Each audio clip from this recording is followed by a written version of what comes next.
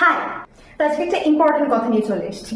সেটা হচ্ছে, যদি গসিপ করে মন ভালো করতে চাও না, কাম টু মাই পাড়া।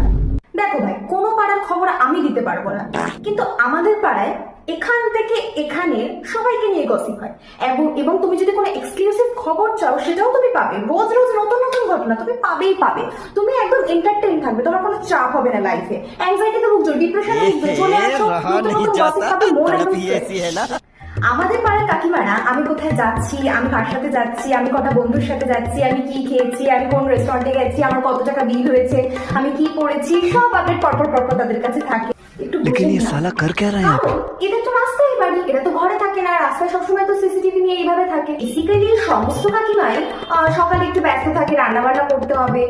বিকাল ঠিক 5টা থেকে রাত 9টা পর্যন্ত এদের তুমি রাস্তায় তুমি দেখবে এরা বসে আছে। মানে আমার বাড়ির যে জায়গাটা না, ওখানে পুরো একটা ডেঞ্জার জোন থাকে বিকাল থেকে। মানে ওখান থেকে কেউ কারোর বয়ফ্রেন্ড নিয়ে, মানে সামথিং অ্যাট অল, কেউ কারোর বন্ধু বান্ধব যাই হোক, তাকে নিয়ে ক্রস করতে রীতিমতো তার পিঠে চমকে ওঠে, ভয় পায়, তার বুকের মধ্যে থেকে একটা ঠান্ডা রক্ত চলে যায়।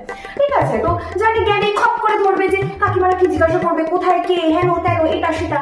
তো গসিপ তো মানে তোমাকে দেখতে পেলেই হলো, তোমাকে একবার জাস্ট দেখলো ওরা, দেখে তোমাকে পুরো অ্যানালাইসিস করলো সমস্ত কিছুটা, ব্যাস নিউ গসিপ। কিন্তু কাকিমাদের পরনিতা পরচর্চা কমিটি বলে গ্রুপও আছে হোয়াটসঅ্যাপে, আমার মাও থ্যাংক ইউ।